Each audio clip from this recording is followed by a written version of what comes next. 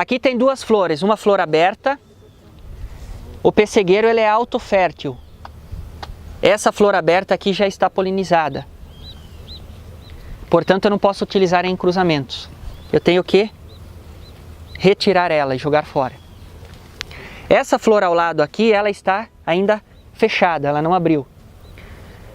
Quando ela desenvolver um pouco mais as pétalas e elas forem expostas, é o momento de se fazer a hibridação. Ou, se for o genitor feminino, que eu vou fazer a hibridação, né? Normalmente se faz a hibridação quando se diz botão rosáceo, que a flor está com todas as pétalas, mas ainda expandidas, mas ainda fechada. Se utiliza uma tesoura e se faz a emasculação. Então, como é que é a hibridação? Igual se faz em outras plantas. Se faz a emasculação, retirada das pétalas, sépalas e as partes masculinas da flor, deixando apenas o estigma. Tá? Estilo e estigma. Estilo e estigma.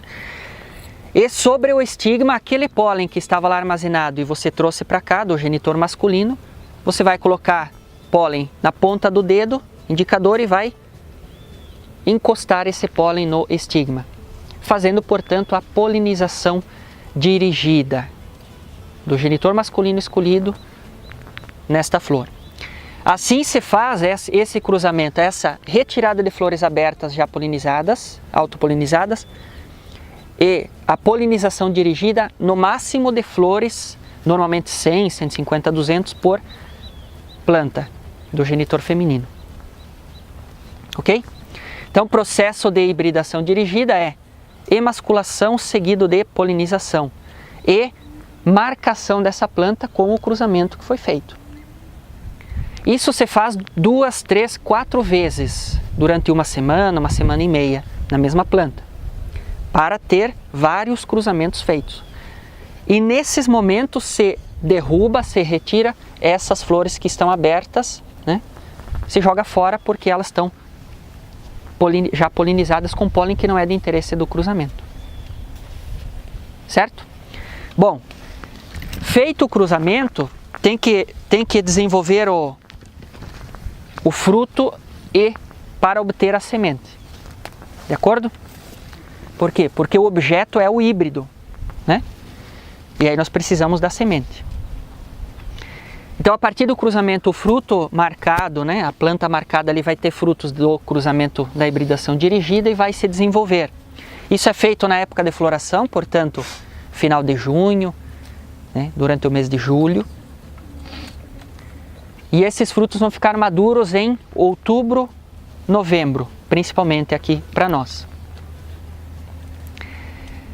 E aí se colhe esses frutos identificados do cruzamento, se leva até o laboratório, se abre eles e ali a semente que está dentro do caroço do pessegueiro, se a colheita for em outubro e novembro, ela não teve tempo suficiente do embrião estar maduro.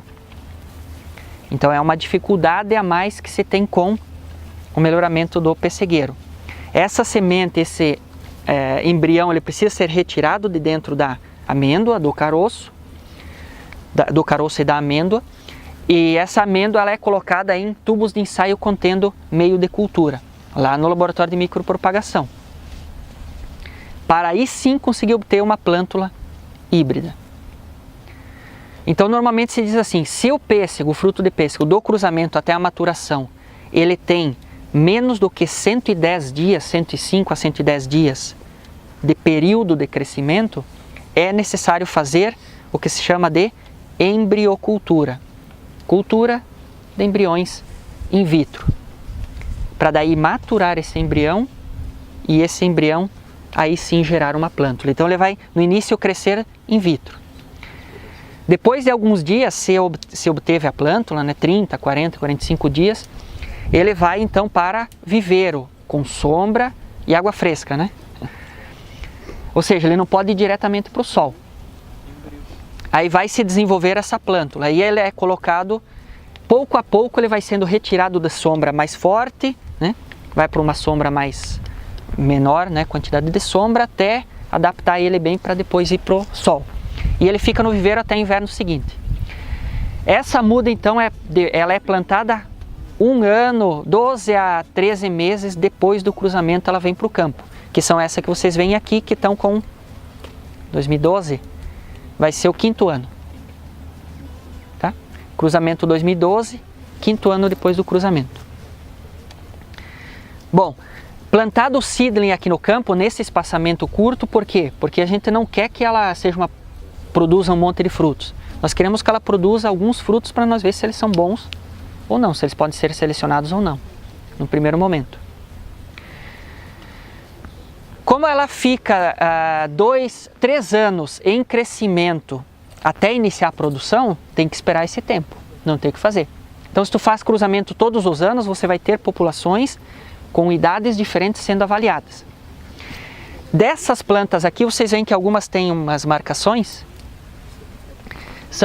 provavelmente são as plantas que foram selecionadas no ano passado. Elas produziram frutas no 3º ano, no 4º ano, que foi o ano passado, e já foram avaliadas. Agora, esse ano vai ser avaliado de novo, no 5º ano, e aí sim, selecionando-se realmente essas plantas marcadas, ou qualquer outra, aí elas surgem como seleções, ou seja, potenciais cultivares. Por exemplo, se essa aqui fosse realmente selecionada, agora, nesse ano, em novembro, nós, a partir desse momento dessa seleção, o que deveria ser feito para multiplicar ela? É obter semente? Enxertia, clonagem. Então, a partir desse momento que ela é selecionada, se retira aqui gemas e se faz a enxertia. Os porta-enxertos já estão plantados lá em cima para fazer a enxertia e multiplicar essas plantas. Certo? Multiplicar essas plantas para quê? Para testar com maior número de plantas em vários locais, que é os ensaios de VCU, parecido com os ensaios de VCU que é feito com o trigo, foi falado antes. Certo? E ele passa mais uns 5 anos assim, porque vai ter, né, essas mudas, elas vão demorar mais 2, 3 anos para começar a produzir, e aí mais 2, 3, 4, 5 anos, dependendo de quanto for necessário, testem em vários locais. O que acontece, essa planta foi selecionada, o que acontece agora, depois do processo de seleção no 5º ano? O que acontece com essa planta que não foi selecionada? Exatamente, destruição. Por quê? Porque ela não foi selecionada e, portanto, tem que ser excluída daqui para abrir espaço, né, novamente para os novos seedlings que vêm dos cruzamentos dos anos seguintes.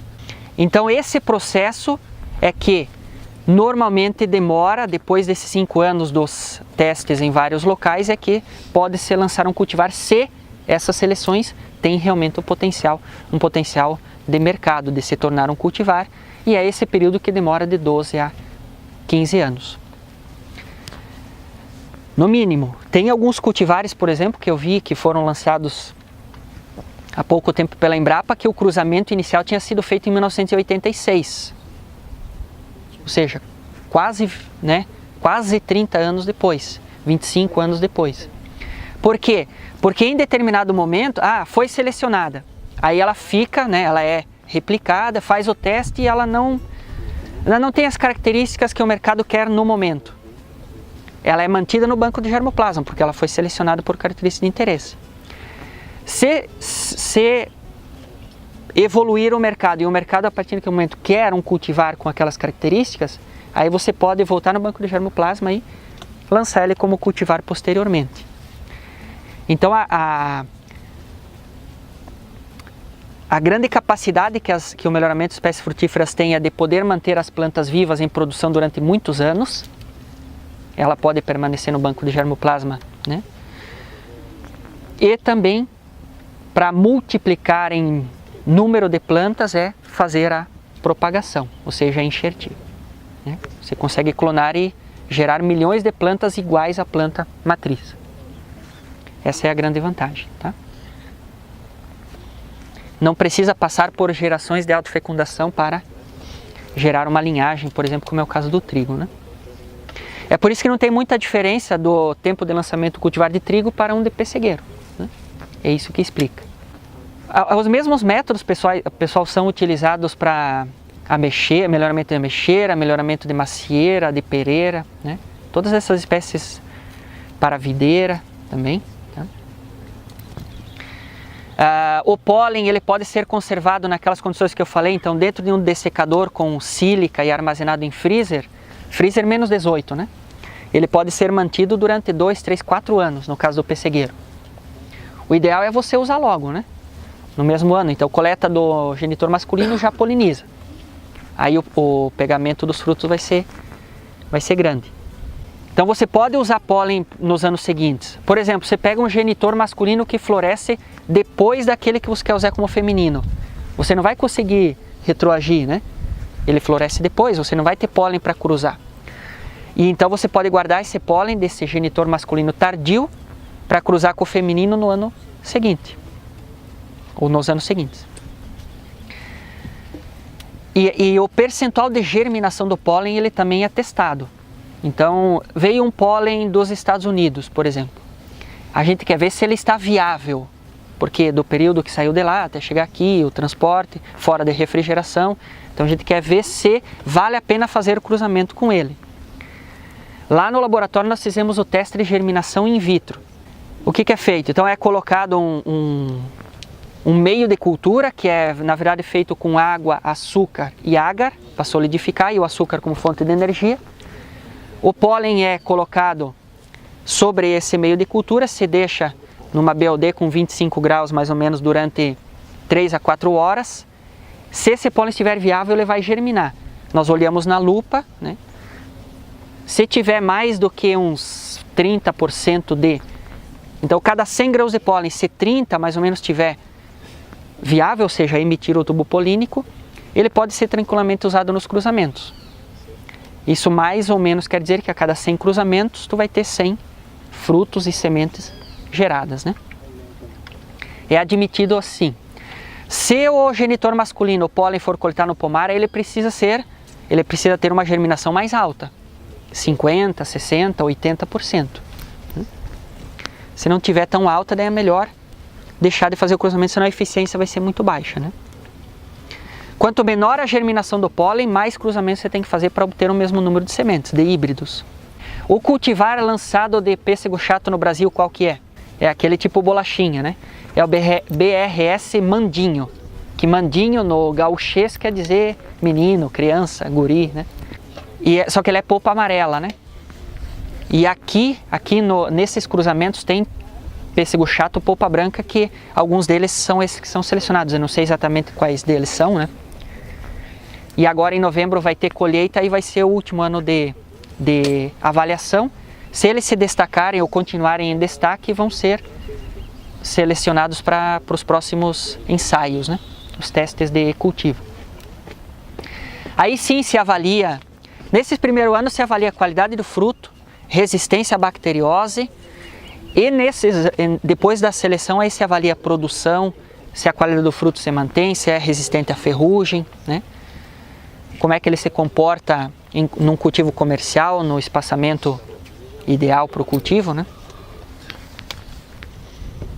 Aí você faz avaliações mais aprofundadas, né?